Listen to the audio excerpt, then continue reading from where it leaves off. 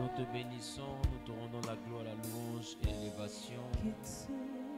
Merci pour ta main puissante. Merci pour ton esprit. Merci parce que aujourd'hui encore tu as prévu nous faire du bien. Gloire et louange te reviennent. Au nom suprême de Jésus, j'ai prié. Quelqu'un a dit Amen. Amen. Apprécie Dieu pour la vie de 3 personnes, s'il te plaît.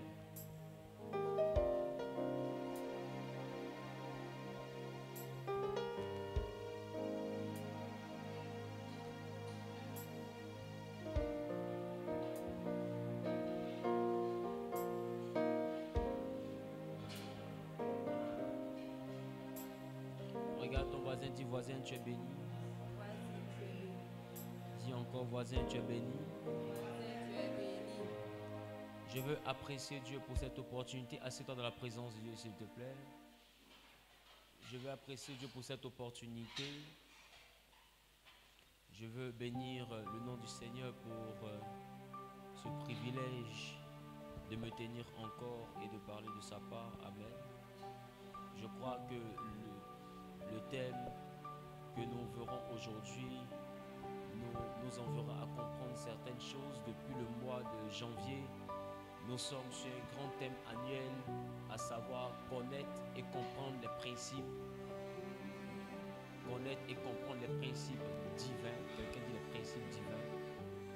Et nous avons débuté le programme Dunamis 2023, qui est un programme d'instruction, qui est un programme d'enseignement, qui est un programme de formation sur le monde surnaturel d'abord et ensuite sur la vie spirituelle. Amen. Et depuis que nous avons commencé à traiter des choses spirituelles, nous sommes aujourd'hui arrivés à un point qui est très déterminant. Amen. Et vous allez comprendre avec moi que nous avons déjà parlé en ce qui concerne le monde spirituel. Nous avons parlé de la spiritualité qui est bâtie majoritairement parlant sur des esprits de mort, sur des défunts dans nos coutumes, dans nos traditions. Amen. Nous voyons de plus en plus des invocations d'ancêtres. Qui a remarqué ça? Parce qu'en réalité, le monde spirituel obscur fonctionne avec les défunts. Voilà. Et les esprits des défunts sont aussi des esprits qui peuvent être utilisés dans le monde occulte pour faire des choses. Amen. L'homme en lui-même ne meurt jamais parce que l'homme est une entité divine. Amen. L'homme est un morceau de Dieu. Donc dire que l'homme meurt, c'est dire que Dieu meurt. Genèse chapitre 1, le verset 26 a dit: faisons l'homme à notre image. Verset 27, il dit: Dieu créa l'homme à son image, il le créa homme et femme. Amen. Donc, si Dieu crée l'homme à son image, l'hébreu parle de quoi? L'hébreu utilisé, c'est bara. Ça veut dire de manière immatérielle. Dieu a créé un être immatériel. Donc, l'homme qui a l'image de Dieu, ce n'est pas le corps. L'homme qui a l'image de Dieu, c'est l'être immatériel. C'est-à-dire qu'on ne peut pas toucher, qui n'est pas tangible. Autrement dit, c'est l'esprit qu'il y a dans le corps. Parce que le corps a été formé, a été créé en Genèse chapitre 2. Mais l'homme a été créé en Genèse chapitre 1. Amen. Quelqu'un est avec moi? Quelqu'un est avec moi? Et dis avec moi, bara. Donc l'homme qui a été créé est un homme immatériel. Donc si nous allons chercher une définition, nous allons comprendre par définition que l'homme est donc un esprit qui possède une âme et qui vit dans un corps. Qui comprend ce que je dis? L'homme est donc un esprit qui vit, qui possède une âme et qui vit dans un corps. Le corps est un lieu d'habitation. C'est pourquoi on peut voir des personnes qui sont habitées par d'autres esprits. Qui comprennent de quoi je parle? Et même le Seigneur Jésus même définit le corps comme étant une maison. Le temple du Saint-Esprit. Qui me comprend? Donc le corps est une maison. Est-ce que ça veut dire que quand le Saint-Esprit habite ton corps, est-ce que ça veut dire que c'est lui celui qui est dans ton corps, toi-même tu n'es plus là? Tu es là, non? Mais tu vis avec lui. Donc c'est pour dire que le corps, en réalité, c'est une habitation.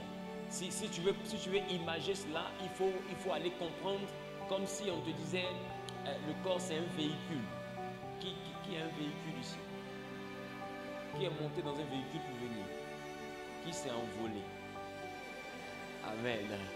Voilà, donc vous allez comprendre que les véhicules majoritairement, de manière basique, ont ces 4 places normalement. C'est le chauffeur, le passager avant, plus les 2 passagers arrière. Mais en Afrique, c'est 5 places. Amen. Le chauffeur, le passager avant, plus les 3 personnes en arrière. Amen.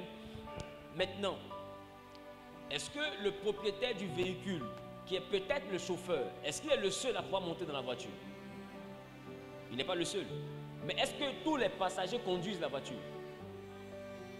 Il y a un seul passager qui conduit la voiture. C'est lui qu'on appelle le chauffeur. Amen. Donc vous voyez que le corps, c'est un peu comme un véhicule que quelqu'un doit conduire. Amen.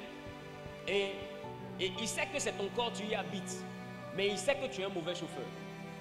Alors il te demande de demander le Saint-Esprit, parce que le Saint-Esprit est le meilleur chauffeur. Lui sait comment conduire le corps que Dieu t'a donné.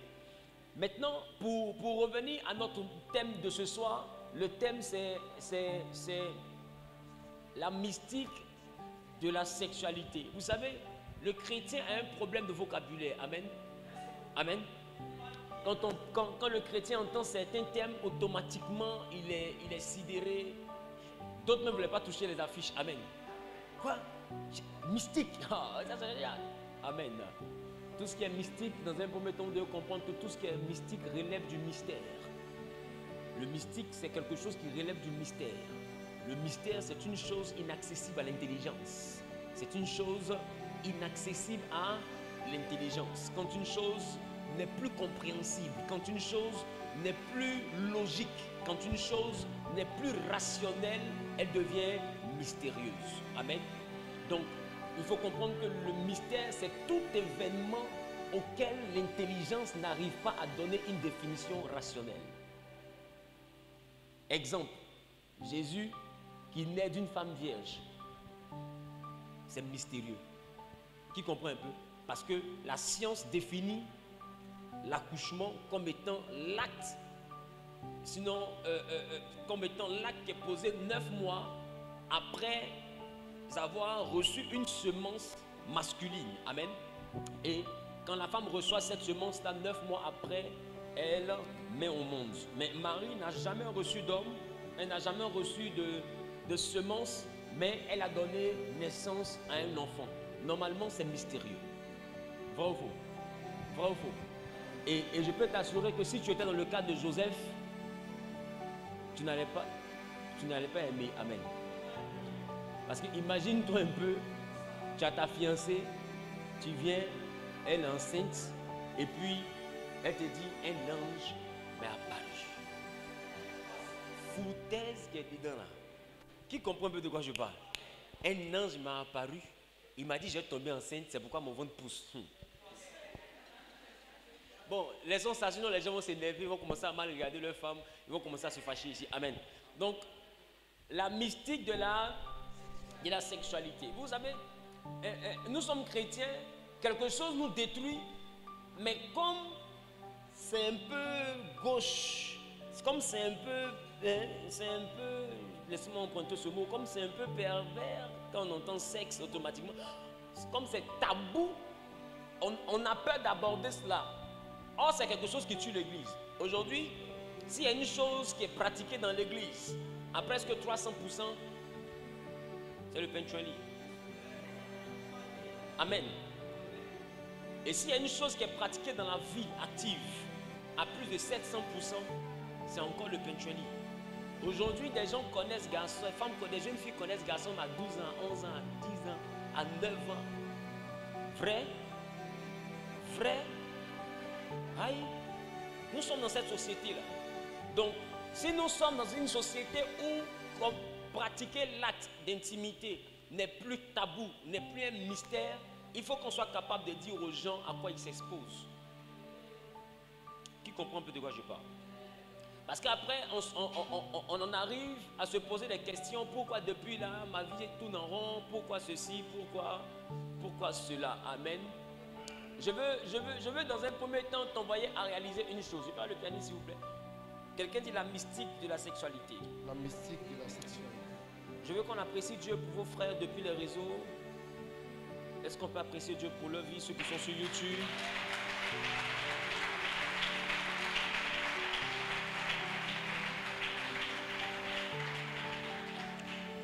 Écoute bien ce que je m'apprête à te dire, parce que on va aller de manière très progressive, car demain on a un grand travail à faire. Amen. Mais je veux d'abord que tu écoutes et puis que tu te disposes. Amen. Dis à ton voisin, ne me dérange pas. Ne me dérange pas. Je vous ai dit tout à l'heure qu'en Genèse chapitre 1, Dieu a créé l'homme à son image, à partir du verset 26 au verset 27. Alléluia. Donc ça fait notion de quoi? Bara. Quelqu'un dit bara. Ça veut dire que c'est un être immatériel, ça veut dire qu'il n'a pas de corps. Amen. Amen. C'est un être qui n'a pas de corps. Amen. Donc, en Genèse chapitre 2, le verset 7, Dieu a yatsa, il a pris la poussière de la terre et il a donné un corps à l'homme. Il a formé un corps à l'homme. Donc l'homme n'est pas issu de la terre, l'homme est issu de la poussière de la terre. Amen. La terre parle de Adama et la poussière de la terre parle de Afar. Afar qui signifie décombre. Donc l'homme est issu des décombres de la terre. Donc c'est un dérivé de la terre. La poussière de la terre ne peut pas donner naissance à un manguier. Qui me comprend? Si tu prends un noyau de mangue, tu mets dans la poussière, est-ce que ça va pousser? Pourquoi? Parce que la poussière n'est pas riche. Donc parce que la poussière n'est pas aussi la terre. Donc elle n'a pas cette capacité de fertilité. Qui me comprend un peu? Elle n'a pas cette capacité de productivité. Donc le corps de l'homme, il dit, il a pris la poussière de la terre. Et vous voyez que c'est différent de prendre la terre directement. Amen. Amen. C'est un peu comme si on parle en termes de pétrole. Qui sait que le goudron vient du pétrole? Mais est-ce que le goudron c'est la première matière qu'on trouve? Le goudron vient après quoi? Après plusieurs exploitations, plusieurs transformations, dans la version résidu là-bas, c'est là qu'on trouve le goudron. Qui me comprend un peu? Dans la version décombre, qui comprend un peu? Dans la version décombre du pétrole, on va maintenant trouver le bitume. Qui me comprend un peu de quoi je parle? Mais ça reste quelque chose de précieux. Donc quand on parle du bitume qui est issu du pétrole, le bitume n'est pas le pétrole, parce que le pétrole lui-même il est plus riche que le bitume. Qui me comprend un peu? Mais le bitume, c'est une version dégradée du pétrole. La chose que je veux qu'on puisse comprendre maintenant, c'est qu'en Genèse chapitre 1, le verset 27 à 26, qu'est-ce que ça nous dit? Qu'est-ce que ça nous dit, s'il vous plaît? Genèse chapitre 1, verset 26. Je lis la parole de Dieu. Oui. On peut augmenter le volume de mon micro, s'il vous plaît? Oui. Puis Dieu dit, faisons l'homme à notre image, selon notre ressemblance, et qu'il domine sur les poissons de la mer, sur les oiseaux du ciel, sur le bétail, sur toute la terre, et sur tous les reptiles qui rampent sur la terre. Dieu créa l'homme à son image. Créer, ça veut dire bara. Dieu bara l'homme à son image. Il le créa à l'image de Dieu. Il créa l'homme et la femme. Donc ça veut dire que dans la dimension création, l'homme et la femme ont le même âge. Assieds-toi. Dans la dimension création, l'homme et la femme ont le même âge. La Bible dit qu'ils ont créé l'homme et la femme en même temps. Mais dans la dimension formation, on constate que Adam a été formé avant Ève. Mais ce que je veux t'envoyer à remarquer ici, la Bible dit au commencement, Dieu créa l'homme à son image et à sa ressemblance. Donc l'homme est comme lui. Donc l'homme est comment? L'homme est comment? L'homme est esprit, parce que notre Dieu est comment? Il est esprit. Donc s'il a l'image et la ressemblance, que l'homme est comment? L'homme est esprit. Alors qu'est-ce qui va se passer? Ce que je veux t'envoyer à remarquer, c'est qu'en Genèse chapitre 1, la Bible dit, à partir du verset 31, la Bible dit, Dieu vit tout ce qu'il avait fait et voici, cela était très bon. Il eut un soir, il eut un matin, ce fut le 6e jour. Amen. C'est-à-dire que le 6e jour a été accompli. Amen. Amen. Donc, on était même dans quelle dimension? La dimension du du 7e jour. Amen. Amen. Donc, la dimension du 6e jour s'est achevée avec l'homme que Dieu a créé pour que l'homme domine. Alléluia. Amen. Maintenant, ce que je vais t'envoyer à remarquer, la Bible dit Dieu a vu tout ce qu'il avait fait. Il a vu que cela était bon.